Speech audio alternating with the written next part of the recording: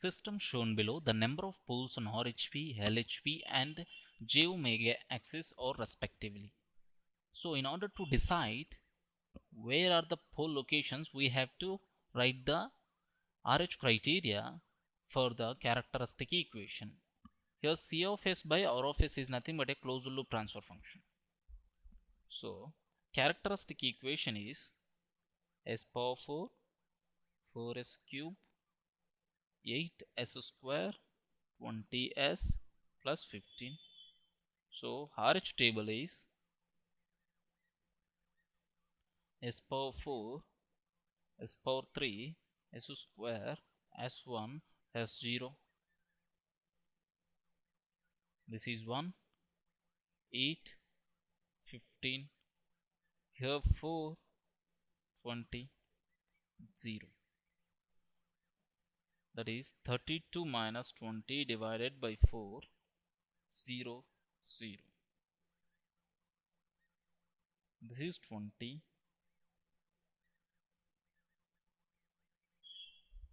Here this is 15. Okay. This value is equals to 3. So 3 into 20 minus 4 into 15 divided by 3, 0. This is 15. So the value of this particular element is 0. So we have to 3s square 15 d by ds, we have to make it 0. So 6s is equals to, so the value of this element is going to be now 6. We have to replace s1 elements with 6, 0, s1 row with 6, 0, 0. Now here 15 is 15 as it is. So there are no sign changes in the first column after replacing S1 row with elements 6, 0, 0. All are positive sign, no sign changes, means there are no poles on the right half of the S plane. But there are poles. 3s square plus 15 is equals to 0. So s square is equals to minus 5 means plus or minus j root 5, means there are 2 poles on j omega axis, means 2 poles on j omega axis, and the order of the equation is 4, means there must be a 4 poles. Out of the 4 poles, there are no poles on the RHP and the 2 poles on j omega axis, means 0, 2, 2. Hence option B is correct. To find the percentage error in the area of an ellipse, if there is an error of 1% each in measuring major axis and minor axis. Now, error in major axis is given as 1% and error in minor axis is given as 1%, and we have to find error in the total area. So we know that major axis is nothing but 2a and 2b is the minor axis, and they have given that percentage error on major axis, that is delta a by 2a into 100 is given as 1, and also delta b by 2b into 100 is given as 1%. Now we need the corresponding percentage error in total area of the ellipse. Now here we can write this as delta a by a into 100 can be written as 2. Similarly, delta b by b into 100 can be written as 2. Now area of ellipse is nothing but pi ab. So area of ellipse is pi ab. We'll apply logarithm on both sides. Logarithm of a equals to logarithm of pi plus logarithm of a plus logarithm of b. Now let us differentiate this.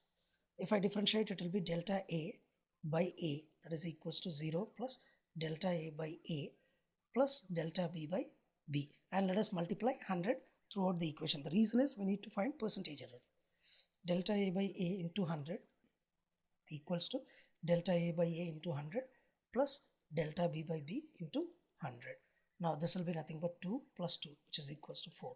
So there is a change of 4% on area. which is option C. BIOS configuration shown below has the following specifications. That is, this is ICQ is equals to half IC-SAT. IC-SAT is nothing but 8 milliamps. VC is equals to 18 volts. Beta equals to 110. We have to find the value of emitter resistor RE. Here ICQ is nothing but 28 minus 18 divided by RC.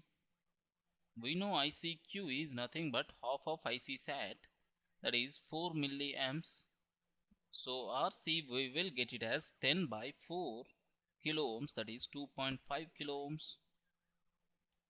IC-SAT, which is equals to 8 milliamps, is equals to VCC, that is 28 volts, minus VCE-SAT, which we are considering as 0 here, divided by RC plus RE.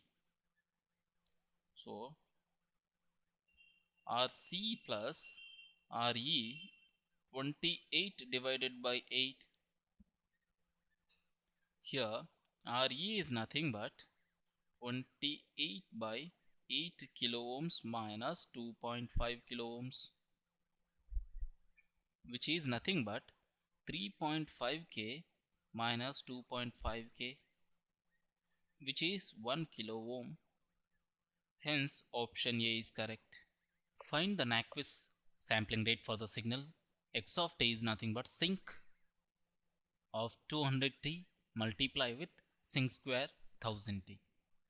So in order to decide Nyquist sampling rate, we have to know the what is the maximum frequency content present in the signal X of t. So suppose sinc 200t is represented in time domain like this. In frequency domain,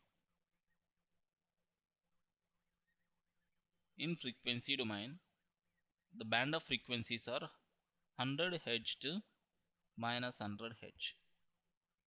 This is F, whereas sinc square in frequency domain is represented as in this way. This is frequency 1000 Hz minus 1000 Hz. But in time domain, sinc 200t and sinc square 1000t are multiplying. Means in frequency domain these two signals are convolved. That means the lower limits are added together and the upper limits are added together. So the maximum frequency content in the convolved signal is nothing but 1100 Hz. So the Nyquist rate for this particular maximum frequency twice into F max, that is 2200 Hz. Hence option B is correct.